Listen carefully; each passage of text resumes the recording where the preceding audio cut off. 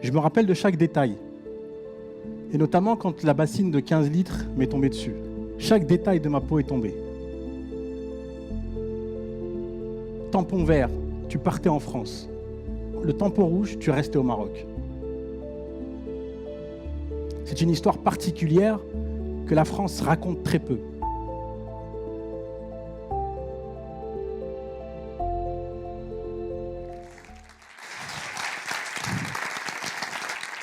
Bonsoir.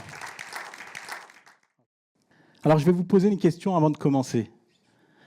Est-ce que, parmi vous, certains d'entre vous ont des doutes et je vais vous demander de lever la main? Ah, quand même. Je pensais que c'était moins que ça, mais je crois que c'est quasiment toute la salle. Des doutes? Oui. Alors, moi, j'ai une définition des doutes et c'est surtout l'incertitude. Et c'est ma boussole ce soir et ma boussole du quotidien, c'est que je doute tous les jours. Tous les jours, je doute et ça paraît assez particulier parce que souvent, on est sur les réseaux sociaux, on raconte notre vie, on a l'air de ne pas avoir de doute alors qu'en vrai, on en a tous les jours. Abdelali, c'est surtout d'abord une rencontre particulière, une rencontre de berger, celle de mes parents et celle de mon père au sud du Maroc, Ouarzazate. Ouarzazate est un endroit assez particulier, plus exactement à Agdez, Zagora, pour ceux qui connaissent. L'hôpital est à 3 heures de route. Mais où des gens sont énormément engagés pour les uns et les autres. Alors je vais vous dire que ce soir, je vais vous accueillir. C'est le Maroc qui vous accueille aussi, une partie. La tradition, c'est que quand on a un invité, on lui fait honneur. Donc regardez là tout de suite, en dessous de vos fauteuils, il y a une petite surprise.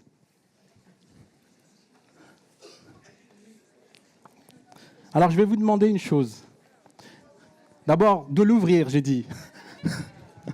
De l'ouvrir et de la sentir. Vous sentez ces odeurs? C'est celles qui m'ont bercé au quotidien. Pour les fêtes de l'Aïd, les soirées en famille. C'est ça le Maroc. Alors je vais vous demander de la refermer.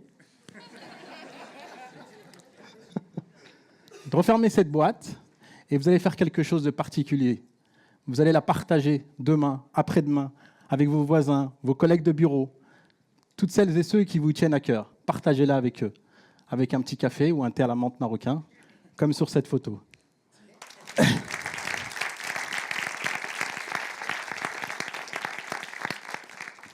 Les rencontres, c'est d'abord celles de mes parents. Mes parents qui m'ont tout appris, l'amour, la spiritualité, la bienveillance. Ils m'ont apporté cet amour pour les autres. Ils nous ont éduqués, mes frères et moi, 7 frères et sœurs. Mes parents sont illettrés et analphabètes. Ils sont bergers. Je suis fier de le dire.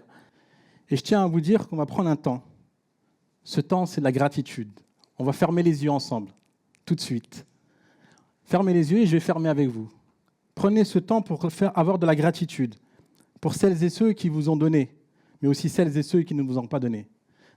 La gratitude pour nos parents, pour notre famille, pour celles et ceux qui nous ont permis d'être là ce soir.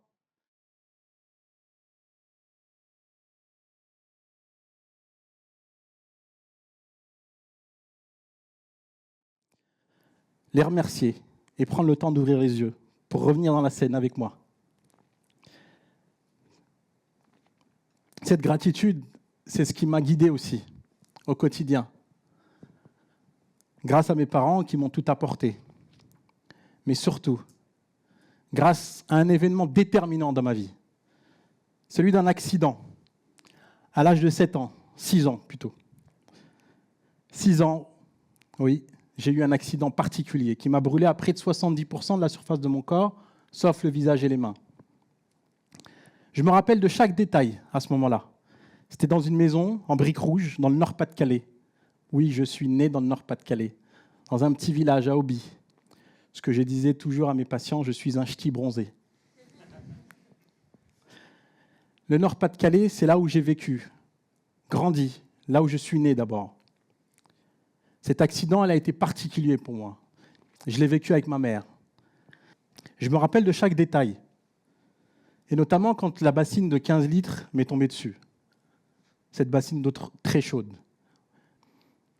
Je me rappelle de ne pas avoir eu de douleur, ni de ne pas avoir pleuré, Ma mère a fait un geste de panique qui était celui d'enlever les vêtements, chose qu'il ne fallait pas faire. En enlevant les vêtements, chaque détail de ma peau est tombé. Mais la douleur était tellement forte que je ne pleurais pas. Je me rappelle aussi de l'arrivée des pompiers, des ambulanciers, de la perfusion, du transport jusqu'à l'hôpital, mais aussi de la table d'opération, du bloc opératoire, de la lumière, de la chambre, de l'odeur, mais aussi des professionnels de santé qui m'ont accompagné avec amour, encore une fois, que de l'amour.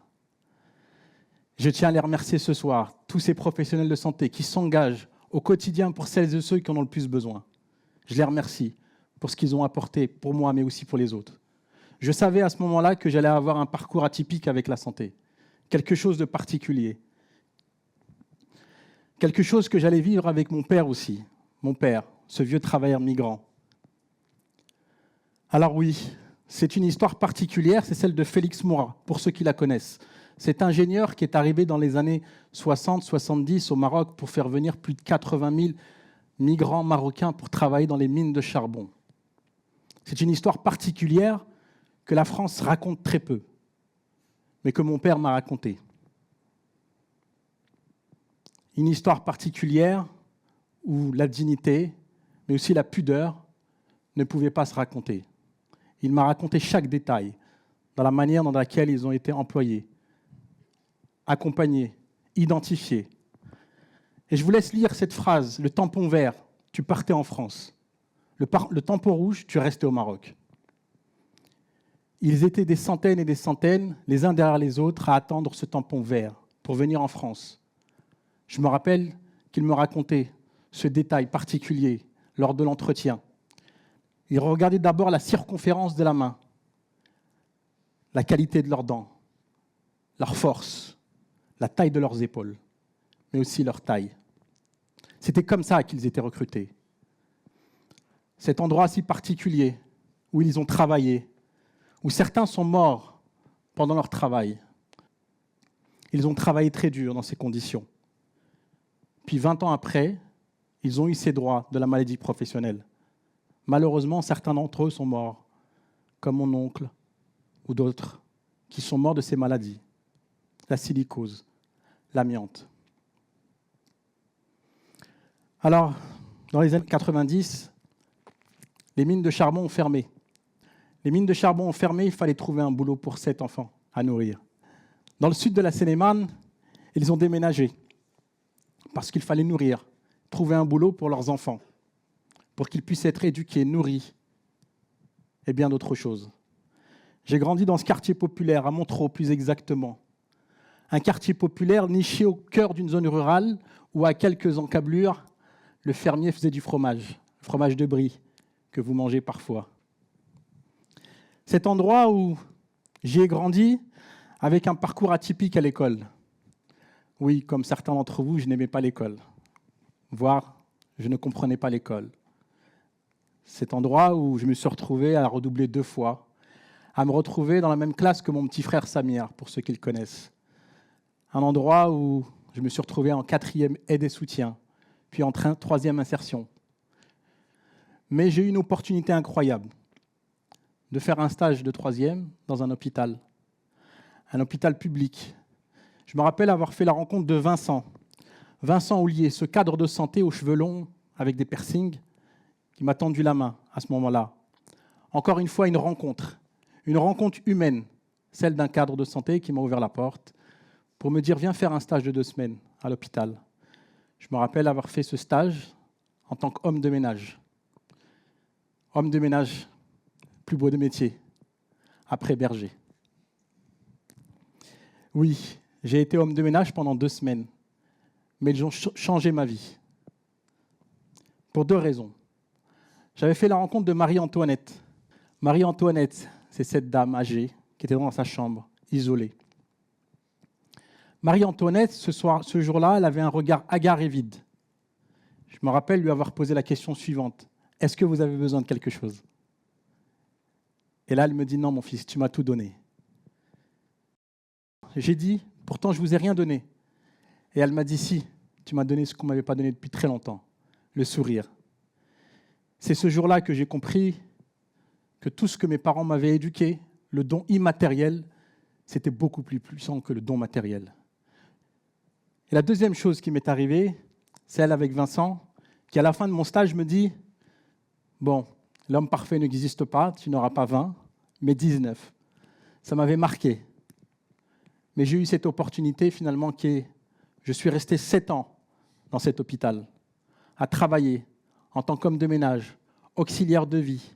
J'ai travaillé à la morgue, brancardier, à la stérilisation. J'ai fait tous les petits boulots. Après la rencontre de mes parents, c'est la rencontre de Vincent, vous le savez, mais aussi celle de mon grand frère, Mustapha. Mustapha, celui qui me prend par le bras. Vous savez qui c'est ? C'est mon grand frère. Ce grand frère qui a une histoire particulière avec la Gaîté Lyrique. Vous êtes à la Gaîté Lyrique. Parfois, il arrive à la Gaîté Lyrique que les gens viennent pour demander la soupe, pour avoir un endroit chaud, pour avoir de l'attention. Cette histoire particulière dont je vais vous parler, c'est celle de mon grand frère Mustapha, un garçon aimant qui m'a protégé, qui m'a toujours préservé. Et oui, ce grand frère qui est SDF et schizophrène, qui parfois erre, demande de l'attention. Mais nous, la famille, nous pouvons faire ce que nous pouvons. Mais parfois, nous sommes en incapacité de faire. Et je sais que certains d'entre vous, ce soir, accompagnent des gens dans leur famille. Ils sont aidants, tous les jours. Je tiens à vous dire merci. Merci d'être aidant. Merci d'être là pour les autres. Merci d'être là pour celles et ceux qui en ont le plus besoin. Merci à vous. Et c'est vous, ce soir, qu'il faut encore applaudir.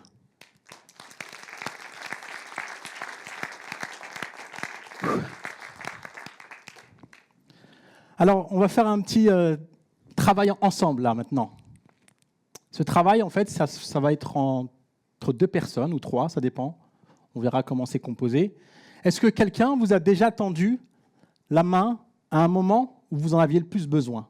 Prenez ce temps pendant 1 minute pour vraiment exprimer un détail particulier, à quel moment de votre vie quelqu'un vous a déjà tendu la main, lorsque vous étiez en difficulté, lorsque vous avez perdu un proche, lorsque vous avez perdu votre boulot ou perdu de l'estime de vous-même. Prenez ce temps pendant 1 minute et puis on va après interchanger.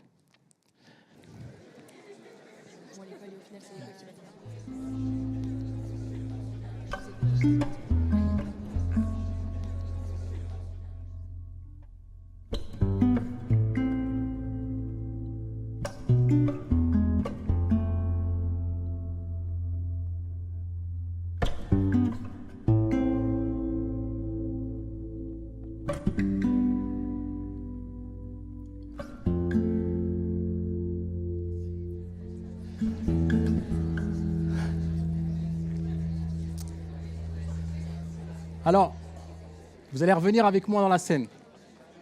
Je vais vous demander de l'attention. Je sais que c'est un peu frustrant pour celles qui n'ont pas parlé, mais il y aura un autre temps où vous allez justement échanger. Et justement, moi je vous disais que l'école, ce n'était pas faite pour moi. L'école m'a tendu la main, croyez-le ou pas. L'école, c'est ce qui m'a permis en fait de connaître un sport de haut niveau. En 6e, je gagne le cross du collège. Je perds mes chaussures, je finis la course pieds nus, mais je gagne, avec quelques mètres d'avance. Ce jour-là, c'était assez particulier. C'était la première fois où on me félicitait. Là où parfois on me disait que j'étais pas bon, j'étais un cancre, le dernier de la classe. C'était la première fois où on me donnait un peu d'attention aussi. Le sport. Je me rappelle d'une histoire particulière. Chez moi, la coutume et l'éducation, ce n'était pas de faire du sport. C'était être bon à l'école, et c'est tout. Et les profs de sport m'ont dit « Abdelali, il faut que tu ailles voir tes parents pour leur dire qu'il faut que tu t'inscrives au sport, dans un club. » J'ai été voir mes parents, je leur ai dit « Est-ce que je peux m'inscrire au sport ?» Ils m'ont dit « D'accord. Est-ce que tu es prêt à enlever une part du repas de ce soir à tes frères ?» J'ai dit « Non, parce que c'est un coût, le sport. » Je me rappelle avoir raconté cela à mes profs. Ils ont convoqué mes parents. Et là, mon père m'a dit « Qu'est-ce que tu as encore fait ?» Je lui dis rien. Et quand on est arrivé à l'école avec mes parents, c'était assez compliqué parce que mes parents ne parlent pas le français. Ils sont illettrés et analphabètes. Donc il fallait faire la traduction toujours, encore une fois. Comme beaucoup d'entre vous ce soir ont dû le faire à plusieurs reprises. Accompagner leur famille à des rendez-vous et autres. Les profs ont dit on a quelque chose pour vous, messieurs, dames. C'est qu'on va payer la licence, la paire de chaussures, le short, le maillot, pour que votre fils puisse rentrer au sport. Et là, l'école m'a tendu cette main sur laquelle vous venez d'échanger. L'école m'a permis d'être un jour dans les podiums européens, les championnats du monde, les championnats de France, champion de France, vice-champion d'Europe, les championnats du monde d'athlétisme. Le sport, ça a été quelque chose qui m'a rendu aussi dépressif. Et je sais que certains d'entre vous accompagnent des gens dans la dépression. Lorsque ma blessure est avérée, quasiment 2 ans de difficultés. La dépression, chez nous, on n'en parle pas culturellement. Chez nous au Maroc, chez nous en Afrique.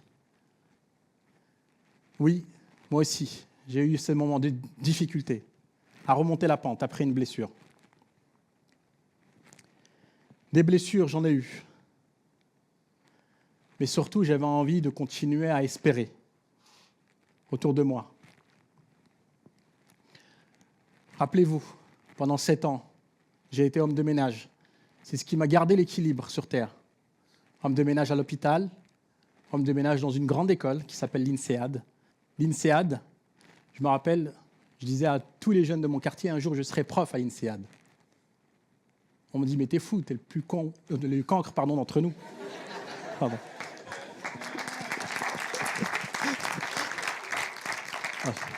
J'aime pas les gros mots, excusez-moi, de cancre. Je dis, si un jour je serai prof à l'INSEAD. Et je remercie Loïc qui m'a donné en 2020 cette opportunité de pouvoir enseigner à 400 élèves la question des vulnérabilités, les fragilités, l'impact social. Merci à lui. Mais surtout, merci au métier qui m'a permis d'être là ce soir. Celui d'infirmier. Mais avant d'être infirmier, on est étudiant. C'est Vincent, encore une fois, qui m'a tendu cette main. Pour entrer à l'école d'infirmier, il fallait le bac, que je n'avais pas. Oui, je n'ai pas le bac. J'ai rencontré cette dame, la directrice de l'établissement, Madame Souleymane, celle qui porte le prénom de mon fils, Souleymane. Elle m'a dit, je te donne cette chance de pouvoir entrer à l'école. Ne me déçois pas. Croyez-le ou pas, je ne l'ai pas déçu. Des 19, des 18, des 20 et bien d'autres choses. Passionné par ce métier. Je suis devenu infirmier en 2010. Plus de 10 ans d'exercice en réanimation, en unité de soins intensifs, en cardiologie, en psychiatrie, en réanimation, en chirurgie cardiaque pédiatrique et bien d'autres. Quelques années après, je décide de monter mon cabinet d'infirmier libéral pour rencontrer les patients à leur domicile. J'avais un questionnement. Pourquoi les patients reviennent 10 fois dans l'année pour un diabète déséquilibré, une hypertension et bien d'autres? J'avais besoin de comprendre pourquoi un certain nombre de publics étaient en angle mort des politiques publiques. Pourquoi ils mouraient plus tôt que les autres. 10 ans. Le chiffre 10, comme celui de Zizou ou d'Mbappé.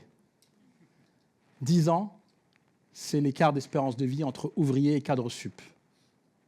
10 ans. Les ouvriers, en 2023, 2024, vivent 10 ans de moins que les cadres sup. 10 ans de moins en famille. 10 ans de moins sans les fêtes, sans les moments avec leurs enfants, leurs petits-enfants. Ils meurent 10 ans avant les autres. Alors j'ai décidé de créer une organisation, une première, Banlieue Santé. Banlieue, qu'est-ce que ça veut dire? Banlieue, ça veut dire lieu banni. Banlieue, lieu banni, le verlan. Et la petite histoire, d'ailleurs, Banlieue, ce n'est pas les quartiers populaires. Banlieue, c'est le XIVe siècle. Les rois mettaient les personnes atteintes de lèpre, de peste, les indigents, dans des lieux bannis. Les lieux bannis, c'était la zone rurale. Banlieue, c'est d'abord la zone rurale avant les quartiers populaires.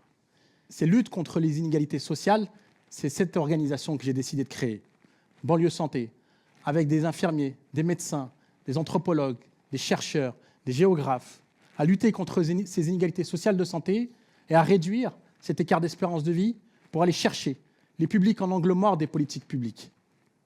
Raccorder, faire en sorte de faire cette logistique du dernier kilomètre des politiques publiques avec les habitants.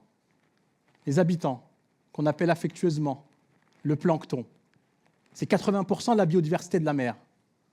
Si le plancton meurt, le corail meurt, la baleine meurt et l'écosystème meurt. Banlieue Santé, c'est de la recherche scientifique avec le CNRS, avec Santé publique France. C'est ça notre travail aujourd'hui. De créer des projets clés en main. Mais aussi, c'est la création de centres de santé, de cafés des femmes, des lieux de vie, avec les femmes. Alors oui, banlieue santé, banlieue school, banlieue climat, banlieue droit, banlieue sport, toutes ces organisations ont été fondées et co-créées avec des leaders, des femmes et des hommes qui s'engagent chaque jour pour lutter contre les inégalités sociales, éducatives, sanitaires, environnementales. En fait, ces associations, c'est toute la somme de l'espérance de vie que nous voulons gagner. Oui, c'est un engagement du quotidien qui nous demande beaucoup de patience, d'écoute, de courage et de force. Oui, ce sont des mains tous les jours tendues, chaque jour, au quotidien, à rencontrer les gens et à écouter les gens. Nos victoires, c'est le nombre de sourires que nous avons vus. Nos victoires, c'est toutes les personnes qui ont repris espoir. Espoir sur soi, espoir sur l'humanité, espoir pour les autres. Je sais qu'aujourd'hui, la période dans laquelle nous sommes remplis encore de doutes, parfois de désespoir. Je vous le rappellerai, encore une fois, ne désespérez pas. Et d'ailleurs, j'ai un message aux parents à dire. Toutes celles et ceux qui ont des enfants, avec qui ils ont des difficultés à accompagner à l'école, à les tenir, à les retenir, à les accompagner, ne désespérez pas. Regardez par là où je suis passé. Ce ne sont que des réussites. Des réussites parce que j'ai eu des rencontres. Des réussites parce qu'il y a des gens qui m'ont écouté, qui m'ont aimé, et notamment mes parents. Et je les remercie encore. Continuez à avoir l'espoir d'être utile. Et on va faire quelque chose d'incroyable ce soir ensemble, parce que vous êtes cette communauté du bien. C'est que chaque jour que vous allez vous lever, vous rendormir, c'est de faire en sorte de vous dire en quoi j'ai été utile, pour qui j'ai été utile, qu'est-ce qui fait que ce soir, j'ai été meilleur, qu'est-ce que je peux donner aux autres, le sourire, l'attention, de l'amour. Beaucoup d'amour, oui. Ce grand projet que je porte, c'est l'amour pour les autres, l'amour pour soi, la dignité, le courage, la force. Tous ces mots qu'on nous rabâche, il faut les vivre, il faut les ressentir au quotidien. Continuez à garder du temps, de l'espoir pour les autres, ceux surtout qui en ont le plus besoin. Alors, on va conclure ensemble et on va faire ce pacte d'être utile à soi-même, utile aux autres. C'est un projet de vie, du quotidien.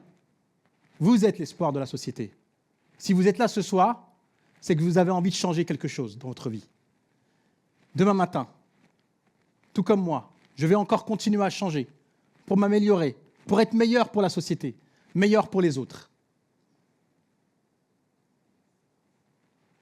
C'est un pacte qui est très facile à faire. Merci mesdames, Merci à vous. Merci à ceux que j'aime. Merci à vous.